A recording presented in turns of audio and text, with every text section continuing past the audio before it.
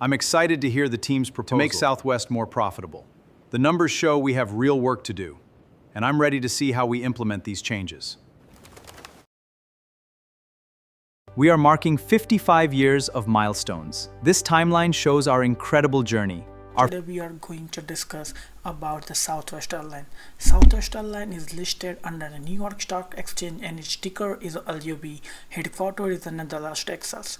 It is a low-cost domestic and international carrier. We all knew about it. Founded in the 1967 by the Herb Kelleher's and the Rolling Kings. Southwest today flies a fleet of 737s to the 117 destinations with over 72,000 full-time employees. Southwest story started in 1966 when the Keller and the King conceived the idea of a low-cost, frequent service between Texas cities. After a few years of litigation with the competitor, service finally launched in 1971 with just 737s connecting Dallas, Houston, and San Antonio. From there, Southwest built something unprecedented: 47 consecutive years of profitability, driven by its point-to-point low-cost model. Along the way, there were major milestones: the Rapid Reward Program in 1995, the air train acquisitions in 2011 that pushed them into the East Coast. The first loss of the company in the history is during the COVID 2020, and more recently, the real strategic change: Elliott Management taking a stake in 2024 and pushing a strategy overhaul, which led to a signed seat, bag free, and a new fare structure in 2025. So, how does the business actually runs today? Revenue comes from ticket fare, now the bag fees and the rapid reward royalty programs and the co-branded credit cards, the new getaway vacation package and the cargo plus airline partnerships. The operating model is still built on three pillars: point-to-point routing, the single aircraft type for the cost efficiency, and the hospitality-driven culture. That said, under the pressure from the Elliott, Southwest is evolving closer to the legacy Korean model, and operationally, they remains in a strong position. 84% of the workforce is a unionized. They have got firms order for 465 more 737 MAX aircraft, and they hold investment-grade credit rating from all three major agencies. This score of 5.8 is a concern. We must address these satisfaction numbers. Our customers expect better from us. Our survey reveals Southwest face a serious customer satisfaction crisis. They are losing competitive advantage in ways that directly impact revenue. For budget travelers, the core issue is simple. Southwest eliminated the benefit that made them choose Southwest in the first place. 73% of complaints centers in removing free checked bags. This was their main selling point. Southwest looked identical to Delta and American on price, but without the loyalty history those carrier offers. The result?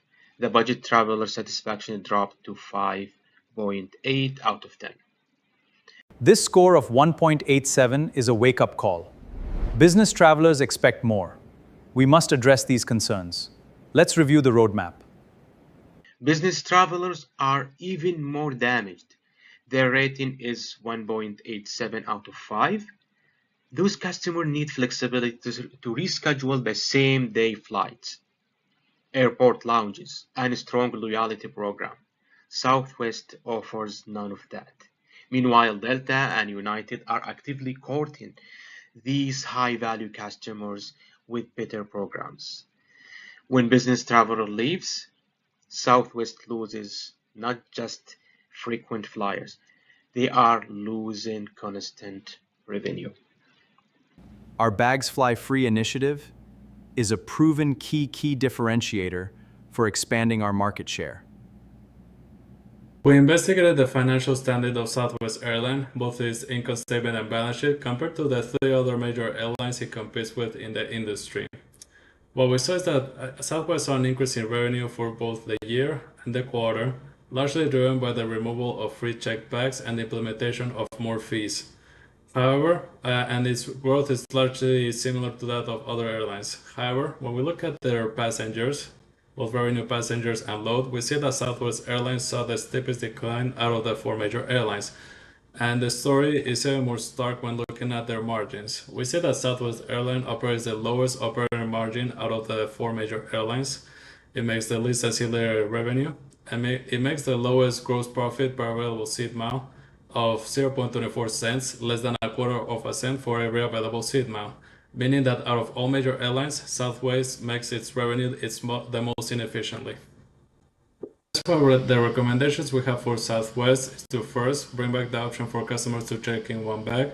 Second, roll the fare tiers from the current 4 to 2 or 3 more differentiated tiers. And then 3, provide the better product, better benefits, bundles, and perks for the higher tiers. So for the first recommendation, we want to give Southwest its original founding differentiation, the ability to check in at least one free bag. We saw that by doing this, Southwest will gain 126 million yearly revenue increase, net revenue increase after costs in fuel. It would retain about 2 million passengers that it previously lost because of the removal of the checked bags, will increase its gross profit unit margin, and gain a total of over 688 million gross profit because of the implementation of the free checked bags. It tells a simple message to travelers: we listen and we care. Let's review the fare tier weighted scores. Our recommendation is to merge Choice and Choice Preferred into a single business tier and slightly expand the premium tier. When we model this restructuring, holding total passengers constant and applying a conservative 85% year one realization rate, the fare mix shift alone generates roughly $1.3 billion in incremental passenger revenue. That's not from selling more seats.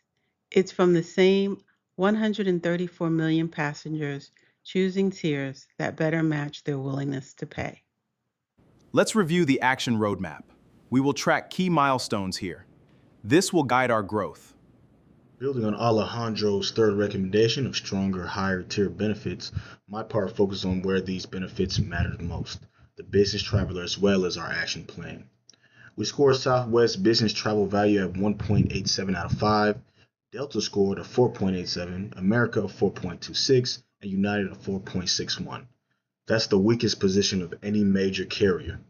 The three gaps are driving that score down. Lounge access, because we're at a 1, competitors sit around a 4 or 5. International connectivity, also a 1 versus a 5 with our competitors. Corporate contract depth is sitting at a 2 versus a 5. And there's a loyalty gap behind all of it. Southwest's other revenue is $2.4 billion. Delta's is $10.7 billion. That's 4.5 times ours. Our recommendation is 3 moves. Strengthen the Rapid Rewards loyalty program, deepen our corporate contract relationships, and add premium lounges at major hubs, starting with Dallas and Las Vegas. Now the action plan. We modeled 3 fuel price scenarios for 2027. Conservative, fuel's at $2.50 a gallon. We're down 192 million versus this year. Base case fuel sitting at $2.28. We gained 283 million. And if we're optimistic, it was gas sitting at $2.15, and the gain grows to 565 million. Either base or optimistic gives us room to fund these recommendations without stretching the balance sheet. Here's the sequence. First, wait until January 2027 for fuel price to normalize.